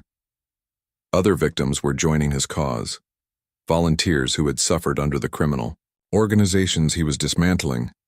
Lisa, he said quietly, how many ships do we have now? 17, all crewed by people we've rescued. Former slaves, refugees, survivors of pirate attacks, they all want to help. Jake nodded. When he had started his hunt 6 months ago, he had been alone, driven by personal loss. Now he was leading a small fleet of people who had all suffered, under the same criminal network. Tom, open a channel to all ships in our group. Channel open, sir. This is Jake. We've found evidence that the criminal organizations we're fighting are bigger than we thought. They're not just pirates and smugglers. They're part of a systematic network that profits from the suffering of innocent people. He paused, looking at the records of the thousands of lives destroyed in this one facility. Our mission is changing. We're not just hunting the people who destroyed the New Hope anymore. We're going after the entire network. Every slaver, every corrupt official, every criminal who profits from the pain of others. Lisa looked at him with concern. Jake, that's a much bigger fight than what we started with. I know, and anyone who wants to leave can go. No questions asked, no judgment. But I'm going to finish this. The responses came quickly. 17 ships, 17 crews of former victims, all volunteering to continue the fight. As the rescued prisoners were evacuated from the asteroid facility, Jake received a priority message from an unexpected source. Council Admiral Vex appeared on his communication screen. Jake, we need to talk. Admiral, I'm a little busy right now. I know. I've been monitoring your activities. The Council is split on how to handle your operations. Some want to stop you. Others want to help you. Jake raised an eyebrow. Help me? The evidence you provided about corruption in our government has caused a political earthquake. Half the council is under investigation. We need to coordinate our efforts. What are you proposing? A meeting. Neutral ground. There's something happening that's bigger than both our operations. The criminal organizations are uniting under a single leader. If we don't work together, they might actually win. Jake looked at the data streams showing criminal network communications. The Admiral was right. The fragmented gangs and pirates were organizing into something more dangerous. Where and when? Jake asked. The Kepler system in 3 days. And Jake, you should know that not everyone on the council agrees with this approach. Some are calling you a terrorist? And what do you call me? Admiral Vex smiled grimly. The best thing that's happened to galactic law enforcement in 50 years. As the Reckoning and its growing fleet prepared to leave the asteroid field, Jake realized that his personal mission of revenge had evolved into something much larger. He was no longer just hunting the criminals who had destroyed his family. He was leading a revolution. The space around the Kepler system had never seen so many ships gathered in one place. Admiral Vex watched from the bridge of his flagship as Jake's small fleet arrived at the designated coordinates. 17 ships of various sizes, all bearing the scars of battle, all crewed by people who had every reason to hate the established order. Admiral, reported his tactical officer, the human fleet is maintaining position at the agreed distance. Vex nodded. The meeting location had been carefully chosen, far enough from inhabited systems to avoid civilian casualties if things went wrong, but close enough to major trade routes to ensure quick reinforcement if needed. Open a channel to Jake's ship. Jake's face appeared on the main screen.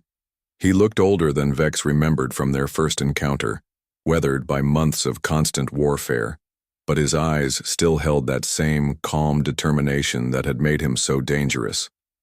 Admiral, Jake said, simply. Jake, thank you for coming. I know this wasn't an easy decision. Let's just say I'm interested in what you have to propose, but first, I want to show you something. The display changed to show intelligence data that made Vex's blood run cold. Star charts, communication intercepts, and financial records painted, a picture of criminal organization on a scale he had never imagined.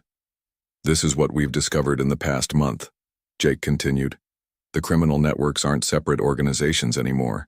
They're all reporting to one person.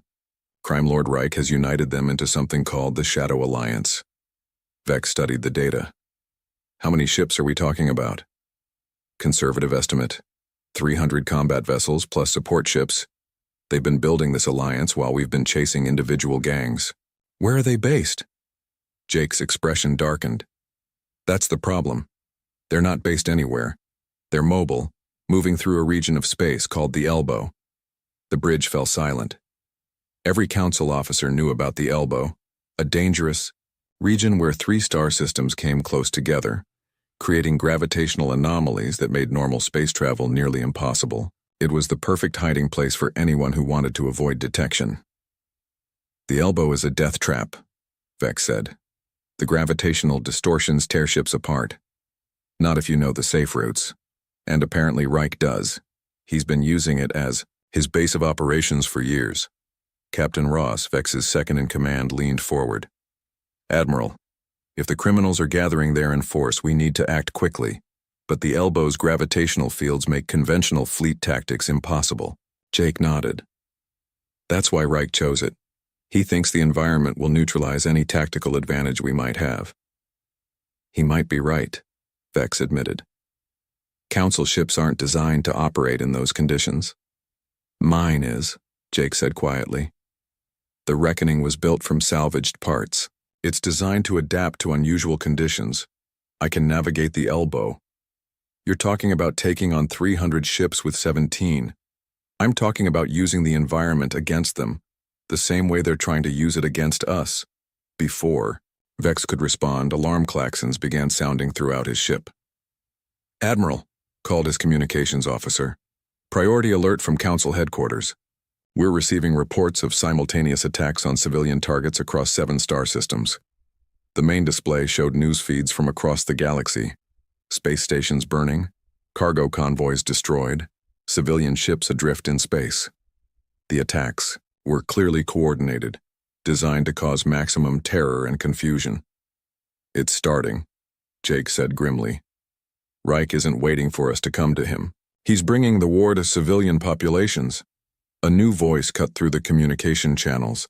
Crime Lord Reich's scarred face appeared on every screen, broadcasting on all frequencies. "People of the galaxy," Reich's voice boomed, "for too long, you have lived under the protection of corrupt governments that care nothing for your safety. The Galactic Council takes your money and taxes but cannot protect you from a single human in a salvaged ship." Vex clenched his fists as the criminal continued his speech. "I offer you true protection. Join the Shadow Alliance. Pay our reasonable fees and you will never again suffer from the chaos that one rogue human has brought to your lives. Refuse and suffer the consequences." The transmission ended. Vex looked at Jake, whose expression had turned deadly cold. "He's using my actions as justification for a protection racket," Jake said. "Every attack I made on criminals, he's spinning. It is proof that the Council can't maintain order." "It's brilliant," Captain Ross admitted reluctantly. "He's turned you from a hero into his best recruiting tool." Vex made a decision that would change galactic history. "Jake, I'm giving you temporary authorization to act as a Council agent. My fleet will support your operations." "Admiral," protested his tactical officer, "Headquarters hasn't approved any joint operations with the human." "Then we'll ask for forgiveness later," Vex replied. "Right now, civilian lives are at stake." Jake studied the star charts of the Elbow region. "If we're going to do this, we need to move fast. Every hour we wait, Reich gets stronger. What's your plan?" "We use the Elbow against him. The gravitational anomalies that make it dangerous also make it unpredictable. If we can get his fleet to chase us into the worst part of the distortion field, we might be able to even the odds." Over the next 12 hours, Jake and Admiral Vex worked together to plan an operation that violated every rule of conventional space warfare. Council ships would provide long-range support, while Jake's smaller, more adaptable fleet would penetrate deep into the Elbow to draw out Reich's forces. "Remember," Jake briefed his captains, "we're not trying to win a straight fight. We're trying to use the environment to break up their formations and take them on in smaller groups." Lisa, now commanding one of the rescued ships, raised a concern. "Jake, what if the gravitational fields affect our ships too?" "They will. The difference is, our ships are already adapted to unusual conditions. Council ships are built for normal space. Reich's ships are designed for standard pirate operations. We're the only ones who've been operating in impossible situations from the beginning." The combined fleet approached the Elbow 3 days later. The region looked peaceful from a distance, but long-range sensors detected the massive gravitational distortions that made it so dangerous. "Contact bearing 27 Mark IV, reported the tactical officer aboard Vex's flagship. Multiple ships emerging from the anomaly field. The display showed Reich's fleet streaming out of the Elbow like angry insects from a disturbed nest. Hundreds of ships of every size and configuration, all bearing the mark of the Shadow Alliance. "Jake," Vex's voice came through the communications, "they outnumber us 10-1. I know, that's why we're not fighting them here." Jake's ship, the Reckoning, suddenly accelerated toward the Elbow at maximum speed. His fleet followed, diving into the gravitational chaos with reckless abandon. "He's insane," muttered one of Vex's officers. "No," Vex said, watching the tactical display. "He's brilliant." Reich's fleet followed Jake into the Elbow, confident in their superior numbers. But as they entered the region of gravitational anomalies, their formations began to break apart. Ships found themselves pulled off course by invisible forces, their navigation systems confused by the constantly shifting gravitational fields. Jake's ships, by contrast, moved through the chaos like they belonged there. The Reckoning led them along routes that seemed suicidal but somehow worked, using the gravitational distortions as weapons against their pursuers. "How is he doing that?" Reich demanded from his command ship, watching as his carefully organized fleet scattered through the anomaly field. "Unknown, sir," his tactical officer replied. "Our ships are experiencing severe navigation problems. The gravitational fields are much stronger than predicted." "Then adapt. We have superior numbers." But numbers meant nothing in the elbow. Ships that tried to maintain formation found themselves torn apart by conflicting gravitational forces. Vessels that became separated from the main fleet discovered they couldn't find their way back through the maze of distortions. Jake used every trick he had learned in months of impossible battles. His ships would appear from behind gravitational shadows, strike at isolated enemy vessels, then disappear back into the chaos before reinforcements could arrive. "Admiral," Jake's voice reached Vex through the long-range communications. "Now would be a good time for that support fire." Vex's fleet, positioned at the edge of the elbow, began targeting the Shadow Alliance ships that had been driven out of the anomaly field. The combination of Jake's hit-and-run tactics inside the elbow and Vex's conventional firepower outside created a devastating pincer movement. The battle raged for 6 hours. When it was over, the Shadow Alliance had lost more than half its ships. Reich's command vessel was damaged and retreating. Its escort vessels scattered across 3 star systems. "This isn't over, human," Reich's voice came through the communications one last time. "I'll hunt you to the ends of the galaxy." "You're welcome to try," Jake replied. "But next time, maybe don't pick a fight in my neighborhood." As the surviving Shadow Alliance ships fled, Jake and Vex met aboard the Admiral's flagship to assess the damage. Both fleets had taken casualties, but the criminal organization had been broken as an effective fighting force. "The elbow," Vex said, studying the star charts. "That's what this was all about, wasn't it? Not just the battle, but your entire campaign. You've been driving them toward this confrontation from the beginning." Jake nodded. "The moment I learned about Reich's alliance, I knew we'd have to face them eventually. The elbow was the only place where we could win against superior numbers. How did you know it would work?" Jake looked out at the chaotic gravitational fields that had just decided the fate of the galaxy. "Because humans have a saying. When you can't change the rules, change the game. The elbow didn't just level the playing field, it made the field itself our ally." Admiral Vex realized he was looking at something unprecedented in galactic history. One human, with determination and tactical genius, had not only survived impossible odds, but had used them to reshape the balance of power across multiple star systems. "What happens now?" Vex asked. Jake was quiet for a moment, watching the stars wheel through space beyond the gravitational chaos of the elbow. "Now we finish what we started. Reich is still out there, and there are still people who need help. The Council will support you. Some of them will. Others will see me as a threat to the established order." Jake turned to face Vex. "But that's a problem for tomorrow. Today, we won." As both fleets began the long journey back to civilized space, neither Jake nor Admiral Vex realized that their victory at the elbow of fate would be remembered as the moment when humanity announced itself as a galactic power.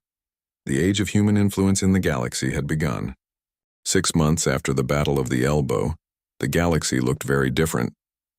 Admiral Vex stood on the observation deck of Council headquarters, watching human ships dock at what had once been an exclusively alien spaceport. The sight still amazed him, even after all this time. "Admiral," his aide Lieutenant Mora approached with a datapad, "the latest reports from the outer rim sectors." Vex took the pad and reviewed the statistics. Crime rates down 60%. Pirate attacks at their lowest level in 50 years. Slave trading operations dismantled faster than new ones could be established. All thanks to the actions of one human and the movement he had started. "Any word from Jake?" Vex asked. "His fleet is currently in the Proxima sector, investigating reports of a new criminal organization, trying to fill the void left by the Shadow Alliance." Vex nodded. In the months since the elbow, Jake had become something between a law enforcement officer and a legend. His growing fleet of rescued victims and volunteers now numbered over 100 ships, all working to maintain the peace he had fought so hard to establish. The door chimed, and President Lin entered the observation deck. She looked tired, older than her years. The political upheaval following the corruption revelations had taken its toll on the entire council government. "Admiral, we need to discuss the human situation." "What about it?" President Lin gestured toward the docking bays below, where human ships worked alongside council vessels. In 1 year, humans have gone from an unknown species to one of the most influential forces in galactic politics. Some council members are getting nervous. They should be grateful. Jake's operations have made space safer for everyone. I agree. But not everyone sees it that way. Councillor Dex is proposing restrictions on human activities. He claims they're becoming too powerful too quickly. Vex turned to face the president. And what do you think? I think we're witnessing the emergence of a new galactic power, and we need to decide whether they'll be our allies or our rivals. Before Vex could respond, his communicator activated. Jake's face appeared on the small screen, looking as calm as ever despite being thousands of light years away. Admiral, sorry to interrupt, but we've got a situation out here that requires council attention. What kind of situation? We've found Reich. The conference room at council headquarters filled quickly. President Lin, Admiral Vex, General Cax, and several other high-ranking officials gathered around the holographic display as Jake transmitted his report from the Proxima sector. We tracked Reich to a hidden base in the asteroid belt around Proxima 7, Jake explained. But when we got there, we found something unexpected. The display showed images of a massive space station built into a hollowed-out asteroid. But instead of weapon emplacements and defensive shields, the station was surrounded by medical ships and refugee transports. Medical ships? General Cax asked. Reich's been running a relief operation for war refugees from the outer systems. Apparently, after we destroyed his criminal empire, he decided to try a different approach to staying alive. President Lin leaned forward. You're saying the galaxy's most wanted crime lord has become a humanitarian? More or less. He's been using his remaining resources to help people displaced by the chaos that followed the Shadow Alliance's collapse. Not exactly what I expected to find. Admiral Vex studied the images. What's your assessment, Jake? Complicated. On one hand, he's still responsible for thousands of deaths and the destruction of my colony ship. On the other hand, he's currently saving lives and providing aid to people who desperately need it. The room fell silent. The situation was unprecedented in galactic law enforcement. How do you arrest someone who's actively engaged in humanitarian work, even if they're guilty of past crimes? What are you requesting, Jake? President Lin asked. Permission to offer Reich a deal. Full cooperation with war crimes investigations in exchange for amnesty for his current operations and the people working with him. General Cax objected immediately. Absolutely not. You can't negotiate with criminals. General, Jake's voice remained calm. I've learned something important over the past year. Sometimes the best way to stop being enemies is to start working toward the same goals. President Lin considered the proposal. What would this cooperation look like? Reich knows the locations of dozens of hidden criminal bases, the identities of corrupt officials we haven't caught yet, and the financial networks that funded the slave trade. He also has organizational skills that could be useful for legitimate relief operations. And you trust him? Jake was quiet for a moment. I trust that he wants to survive, and he's smart enough to know that helping people is his best chance of staying alive, and maybe earning some redemption. 3 days later, Jake's ship, the Reckoning, docked with Reich's asteroid station. The meeting between the human who had destroyed his criminal empire and the crime lord who had ordered the death of his family was watched by observers throughout the galaxy. Jake walked through the station's corridors, accompanied by Lisa and a small security detail. The station was bustling with activity as medical teams treated refugees and engineers worked to expand living facilities. Impressive operation, Lisa observed. He always was good at organization, Jake replied. It's just strange seeing him use it for something positive. They found Reich in the station's command center, coordinating supply shipments to a disaster. Zone 3 systems away. The massive crime lord looked older, his scarred face showing signs of stress and fatigue. Jake, Reich said without turning around. I wondered when you'd finally track me down. Reich. The crime lord finished his current task and turned to face his former enemy. I suppose you're here to arrest me. That depends on you. Reich gestured around the command center where screens showed ongoing relief operations across multiple star systems. As you can see, I found a new line of work. Why? The question seemed to catch Reich off guard. Why what? Why change? You could have rebuilt your criminal empire, found new allies, continued the cycle of violence. Why this? Reich was quiet for a long moment. Because you taught me something at the elbow. You showed me that the old ways don't work anymore. The galaxy is changing, and those who don't change with it get left behind. Jake studied the alien crime lord. The Council is willing to discuss terms. Full cooperation with ongoing investigations, complete transparency in your operations, and community service working on legitimate relief efforts. And in exchange, you get to keep helping people instead of rotting in a Council prison cell. Reich laughed, a harsh sound that echoed through the command center. You know, when I first heard about the human who was hunting my people, I thought you were just another revenge-obsessed victim. I never imagined you'd offer me redemption. Everyone deserves a second chance, even you.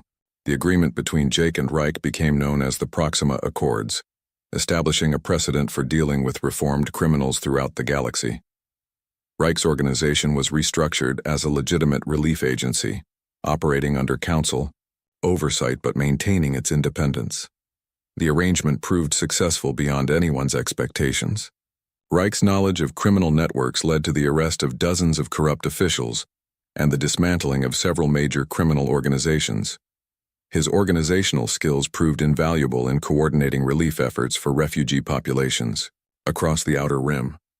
But the most significant change came from an unexpected source. Other human ships began appearing in civilized space following the routes Jake had established. Earth, once dismissed as irrelevant, found itself at the center of galactic attention. Admiral, Lieutenant Mora reported during a routine briefing, "We're receiving formal diplomatic communications from the human government on Earth." Vex looked up from his reports. "What kind of communications?" "They're requesting formal diplomatic relations with the Galactic Council. It seems Jake's activities have convinced them that humanity belongs on the galactic stage." Vex smiled. "Schedule a formal first contact ceremony. This time, let's do it right." The ceremony took place 3 months later in the Council chambers. Earth's ambassador, a woman named Ambassador Chen, stood before the assembled representatives of dozens of alien species. "Representatives of the Galactic Council," she began. "1 year ago, one of our people set out to seek justice for a terrible crime. In doing so, he demonstrated that humanity has something valuable to contribute to galactic civilization." She gestured to where Jake sat in the gallery, still wearing the simple uniform he had adopted during his campaign against the criminals. "Jake Taylor showed us that sometimes the greatest strength comes not from superior technology or overwhelming force, but from the determination to do what's right, regardless of the odds." The Council voted unanimously to accept Earth as a full member of galactic civilization. Later that evening, Jake stood once again on the observation deck where his journey had begun, watching ships from dozens of worlds work together in the space around Council headquarters. Admiral Vex joined him, carrying 2 glasses of what Jake had learned was excellent Centaurian wine. "Any regrets?" Vex asked, offering Jake a glass. Jake considered the question. "About the people I lost? Always. About the path that brought me here? No. What's next for you?" "There's still work to do. The galaxy's a big place, and there are still people who need help. The Council has officially offered you a position as Special Enforcement Coordinator. Your own command, official authority, unlimited resources." Jake took a sip of the wine.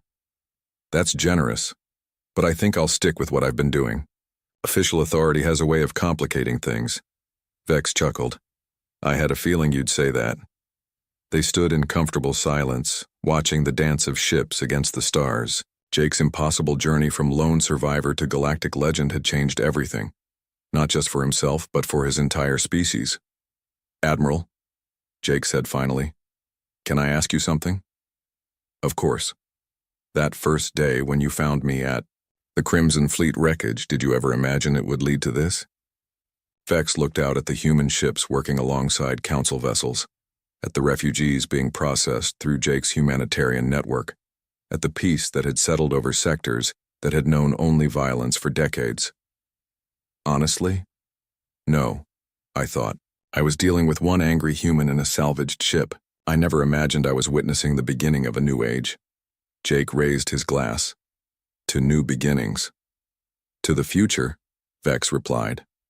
As they toasted, neither man noticed the small communication device on Jake's belt quietly receiving a priority message. Somewhere in the outer darkness, another group of victims was calling for help. Another injustice was waiting to be corrected. Jake's work was far from over. But now, for the first time since losing his family, he wasn't facing the darkness alone. Humanity had found its place among the stars, and the galaxy would never be the same. The legend of the human ship reckoning would be told for generations, inspiring others to stand up against impossible odds. But the man himself remained what he had always been, someone who refused to accept that evil could triumph simply because it was stronger. In the end, that had made all the difference.